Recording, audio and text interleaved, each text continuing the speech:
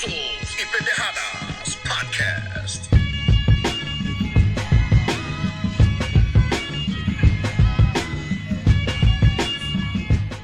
Thank you for joining us once again on PYP Boxing. We have a special interview today. We have a special guy from a special family, the Guerrero fighting family, the Guerrero boxing family from Gilroy Salinas. I'm from Guerrero, from originally from Guerrero, but my mom, my stepdad, they live in Salinas, so I would go back there. Um, so talk to us, Jesse James. It's Jesse James, the Outlaw Guerrero, man, who is. Give me your record, man. Give me your record.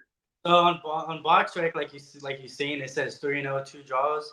But when I turned to when the first two first two professional fights, the one I sent you, that you first round knockout, you seen those two. The first one and the first one before that, those two weren't counted because it happened during COVID and stuff. So there was a Correct. commission. A lot of fights weren't getting counted for. So in total, I have 7 fights under my belt in total. But on box That's rec, what I was. That's what I was hearing from several people. Yeah, yeah. So you have 7 fights. 7 fights. Uh, a lot of. I believe most all of your fights were pretty much knockouts. Yeah, the one Um, box rec, yeah, and the other two were. My first fight was it went split decision. I won the fight 4 rounds. The one yeah, to that, the first round knockout, like you seen. So yeah. I'm pretty much 5-0, but two of them not counted with 2 draws. 2 draws. Yeah, yeah. Over in Tijuana. So let's get started. How old were you when you picked it up, man? Um, like I said, I was 16 when I went to Mexico, turned pro. But when I started really picking up, I want to say I was like 14, 13 years old. I just got done playing football. It was my freshman summer going to my freshman year in high school. I played football for D1 for our pop partner team here in Guerrero. We won 2 national titles and stuff for football, D1 athlete and stuff. Then I went to high school, but I realized I was I'm kind of too small for this. I'm playing against like D2 high schools that are like guys like 6 foot, like the guys that probably now some of them are like Right, right. D1 athletes in college right now. But Yeah. the coach, so he was like, "Oh, come play with us, play with us." So that whole off season of camp for football season, I was back and forth in the gym.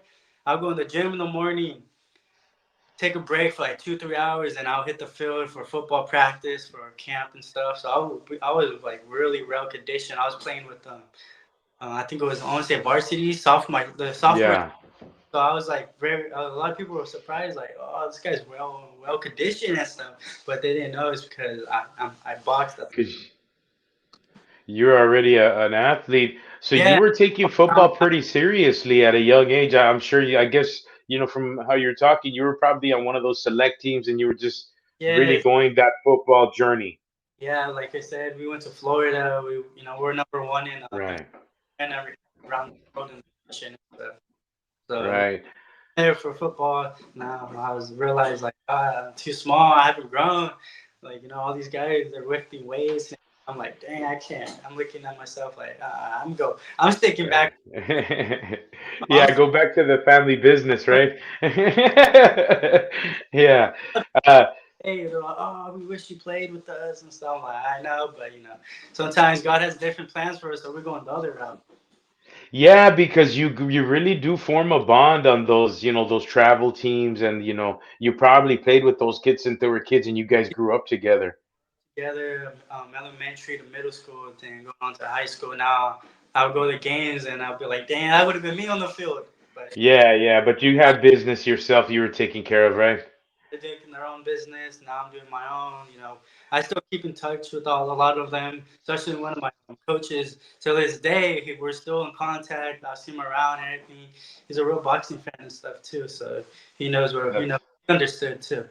that's good. Now, what was it like for you starting at such a young age? I mean, 16 years old, you're already fighting pro in Mexico, and I Oh, saw there, man, you fought a guy. Shoot, he had like 20 some fights already. yeah, exactly. Fighting guys I'm only a 16-year-old kid at the time when I first had my 2 fights, and I took a break because I was still in high school, so I was focused on school. My senior year, then I midway of almost the school year end, I picked it back up, went back over there and stuff. But I'll be like a lot of people trip out like 16. Like you look like right now I'm 20 years old at the time right now. But a lot of people be like, how old are you? I'm like 20. They're like, well, I thought you were like 15, 16 years old. You look so young.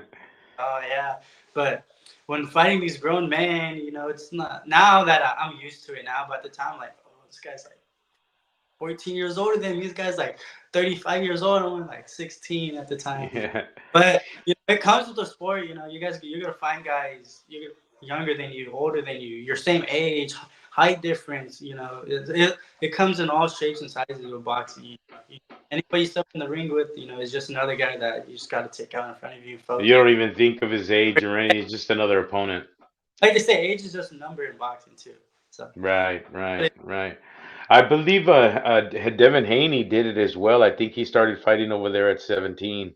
there's a rumor about him. I don't know if you heard about him going on when he was before he was fighting Progress in the little conference there. Oh, you lost in Mexico. You guys paid the guy to to get you guys his win and stuff. Yeah, yeah, I've heard stories. Yeah.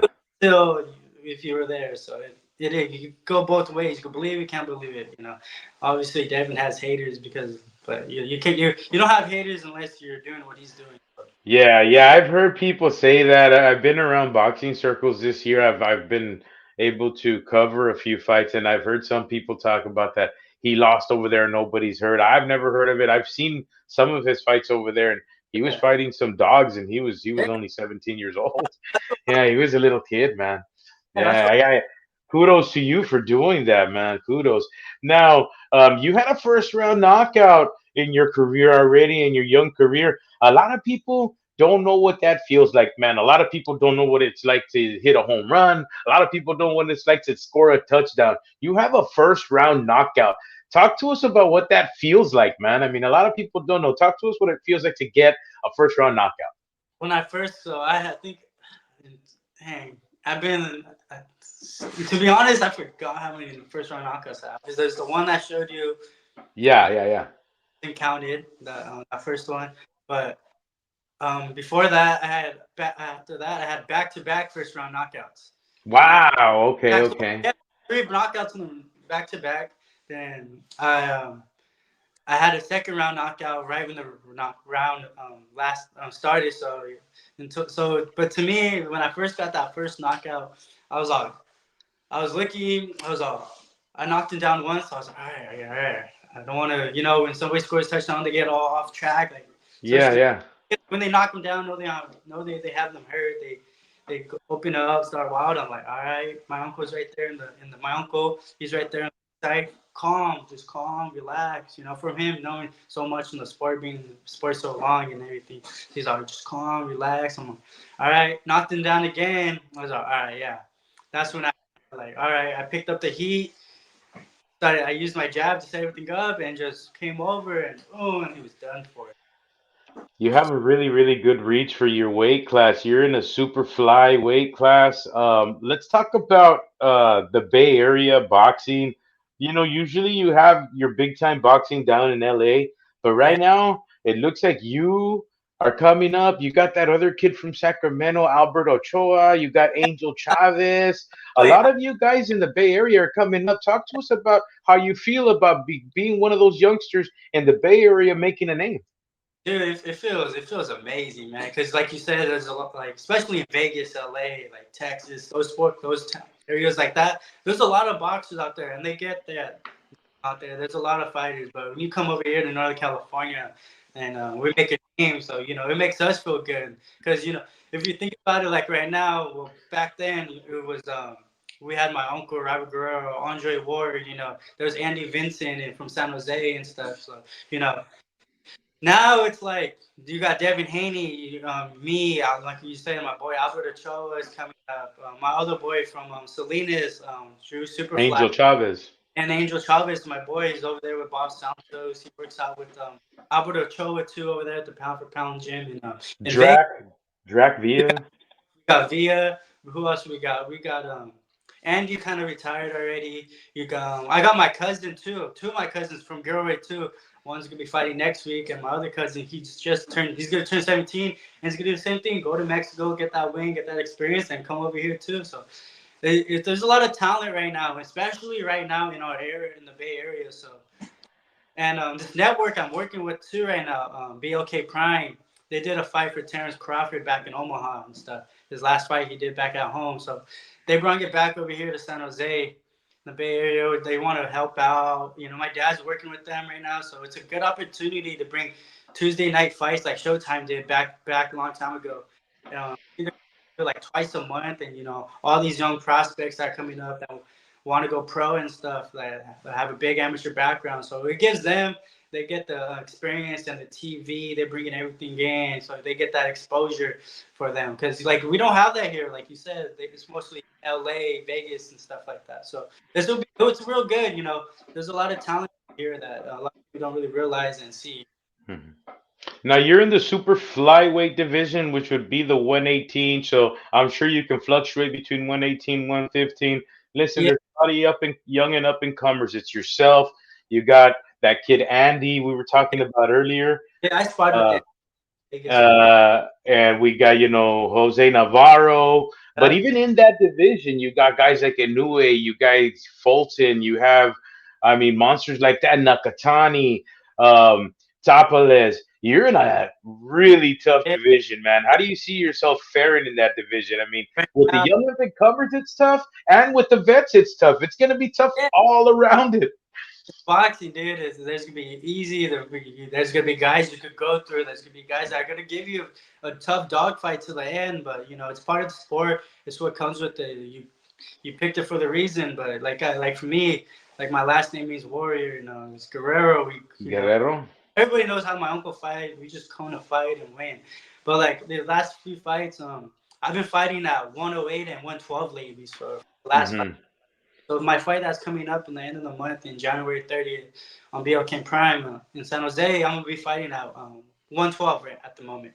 So I'm keeping my weight up. So we got plans. We want to get a little title, then win, defend that title, drop it, and move up and move up. So we have plans. Is your next fight for that title?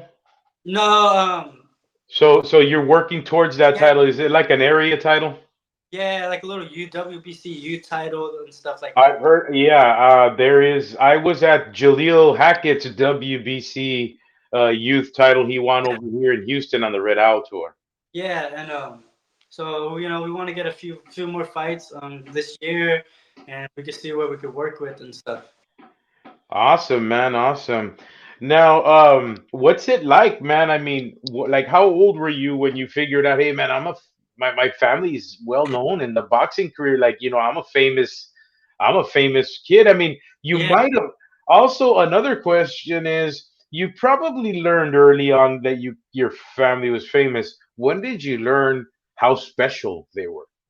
I think I want to say my when I was in third grade. So I want to say I was 11, 10 years old, or around like.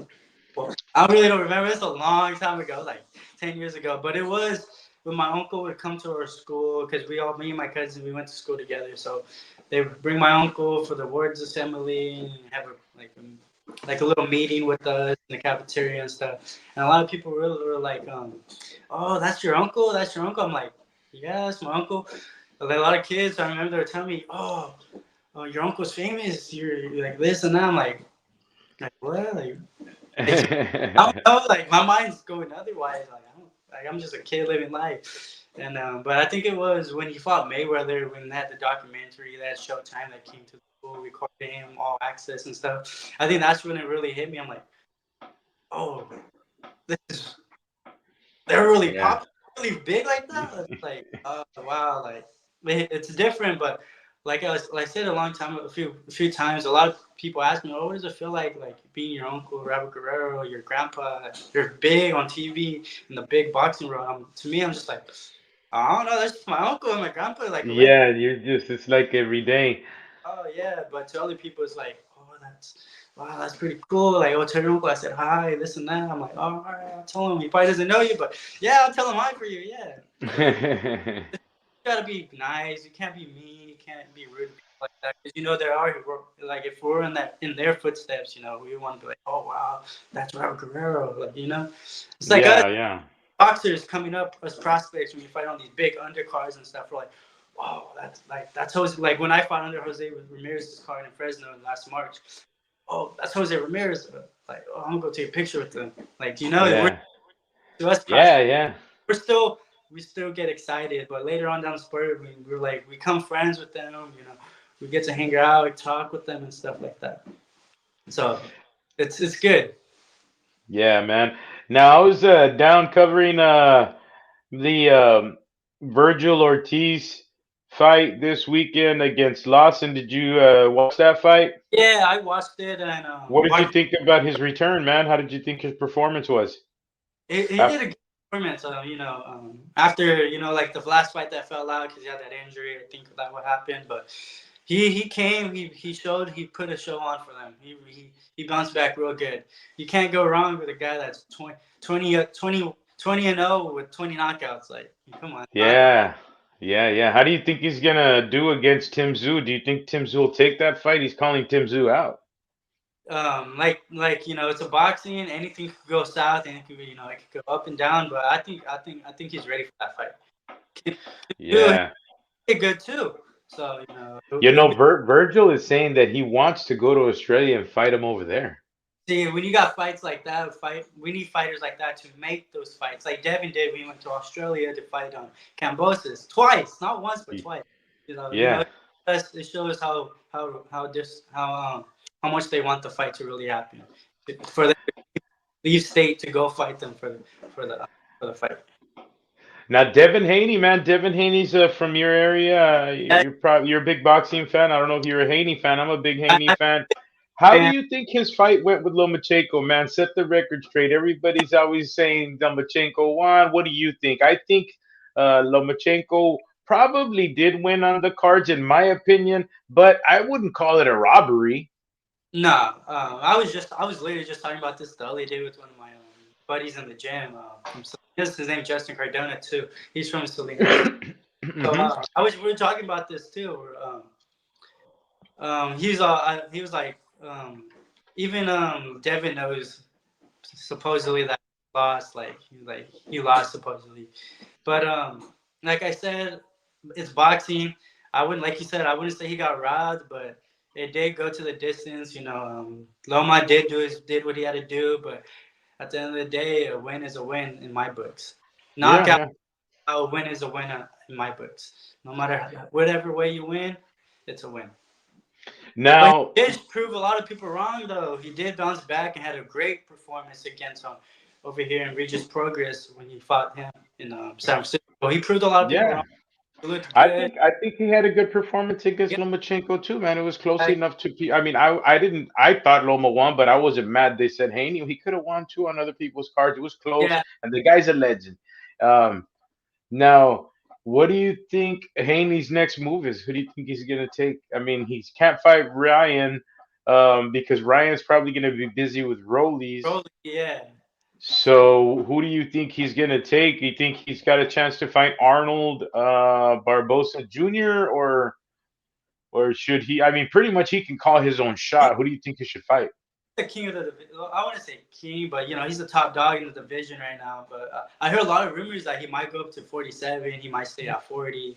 There's a lot of things that a lot of people are saying, but those are just rumors in boxing to make the hype go up. But him with Arnold would be a good match. I think Arnold just hit 30 and 0 too, so it's like perfect. It's up in the air. I'm actually I was texting Arnold Barbosa the night before the night he fought too, so I keep contacting with him because he is with Rick Maragon, so which is my manager too. So I connect and chat up, tell him about me, like, oh yeah, we work with each other now with the same manager. Like I'm coming. Right. So, yeah, I interviewed him last weekend. yeah. So Devin could cause any shots. A lot of people want to see like the big fights with Shakur, Tank, Ryan, Rolly. A lot of people want to see those, but at the end of the day, the time will come when it's ready, when they're all ready to happen. How would you grade Arnold's performance this weekend, man? He had a tough guy in front of him. That Yeah, kid was really good. That South African kid was ready. yeah, he did. He did. He was ready for the fight. I told him, "Hey, good luck, man. God's blessing you. I know you're gonna do good." He showed out. He did what he had to do. He backed everything up, what he said he was gonna do, and he had a great performance. But like I said, he did win. I think was it? Did he knock him out? I think he did knock him He out. stopped them. He They stopped, stopped it. I was surprised with his yeah, power. You're his buddy. Were you yeah, surprised at the power? I was surprised. Is there something we don't know? Does he have power? His record yeah. doesn't show the power. He does have power. For his weight. A lot of like you said, Devin. Devin, I'm a big Devin fan. I've been a Devin fan for like a while now. Before Yeah. he was still fighting in Mexico. If that fight were to happen with Devin and Barbosa, I would say Barbosa would give him trouble, especially like with the power they have. Because like look what happened with I forgot what fight it was when Devin got rocked with when the bell rang, and he was a Yeah. barely he got tapped and he started wobbling. But the older he's getting, though, he is still young. I think he's only like 24 years old, so he's still developing that strength and that manpower still. So, but it would be a good fight though. But one good fight I would want to see is probably him and Ryan though. A real good fight. What And about Arnold and Teofimo Lopez? I think if those two guys fight, I think Arnold has it. well, Arnold would probably have it, but one thing about Tefimo, he, his footwork, He his can crack. way he moves is, there's this kind of reminds me of like a young Lomachenko in a certain way, the way they work together. Like they fought, you seen how it ended, so Yeah. But Yeah. see how he performs in this next month coming up against what's the guy's name? I forgot the guy's name. That the guy Tefimo's fighting. Ortiz, Jermaine Ortiz. So we'll see how he would do right there. That could set up but I hear that I keep hearing on IG that Barbosa is gonna fight Subriel Matias, man. Yeah, How do you think he would fare against him? he would do good. It would be a even matchup, I think. For me knowing Barbosa a little bit for a while, I'm gonna go with Barbosa because we're a stable mate. But Yeah, it would yeah. be a fight though. Any fight could go any way. It could go up and down. And it could happen in the sport of boxing at the end of the day. Arnold put himself in a really good position this last week, and he had a damn good show out. And let me tell you something, man. After the fight, I don't know if he told you the kid was mobbed by fans, man. He was mobbed out there. Yeah, you could see. There's videos on Instagram, and a lot of people following it.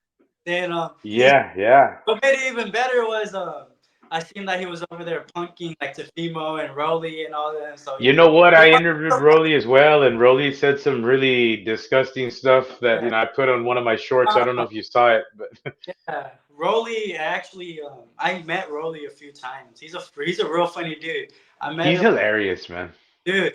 I think it was when I seen him last because I was out there in Vegas and stuff for like two months for camp and stuff. So, but we went to the Benavides fight at the time for Andrade, and I seen Rolly.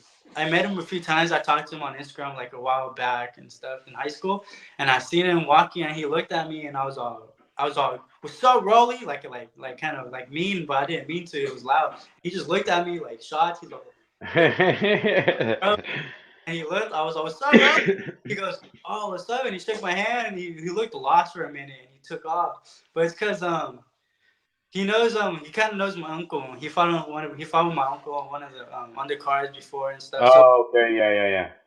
and when I was sitting next to my cousin was all, oh, it looked like he like knew you. I was like, he does, but he doesn't remember because there's a lot of people he meets every day. But you Yeah. know somebody when you have that look on their face, like, oh, I know this guy, but I don't know him from somewhere. But Rolly's a cool dude, but my perception, there's a few people that I know that I actually got in contact with Rolly, and a lot of people say that on some ends he could be a little weirdo sometimes, but it's just Rolly. Rolly's different, man. You love him, Yeah.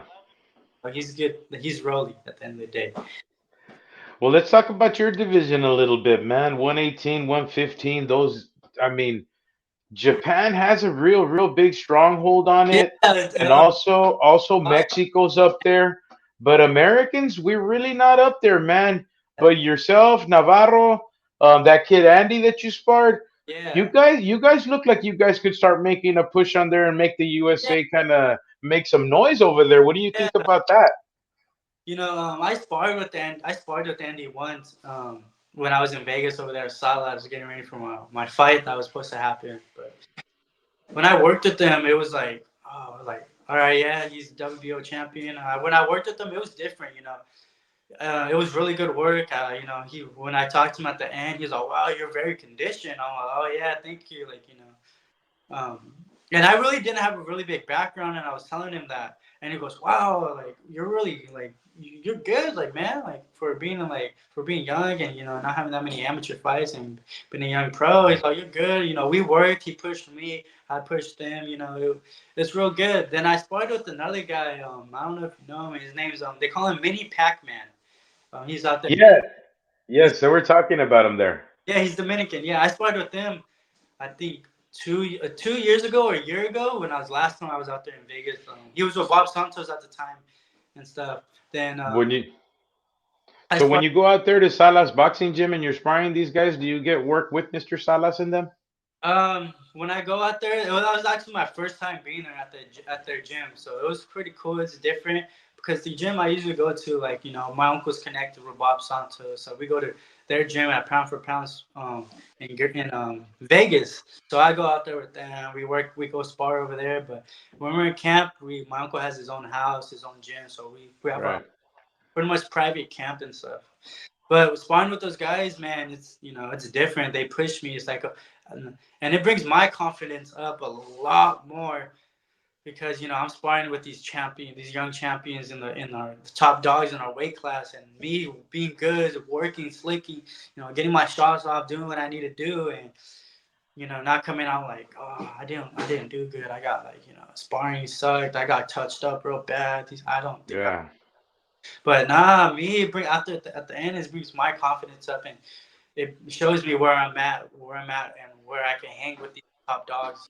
So, I like this division for you. You're really big yeah, for this division, and cool. and you're imposing on your opponents in this division, and your reach is unbelievable, man. I wish Uh, you the best, man.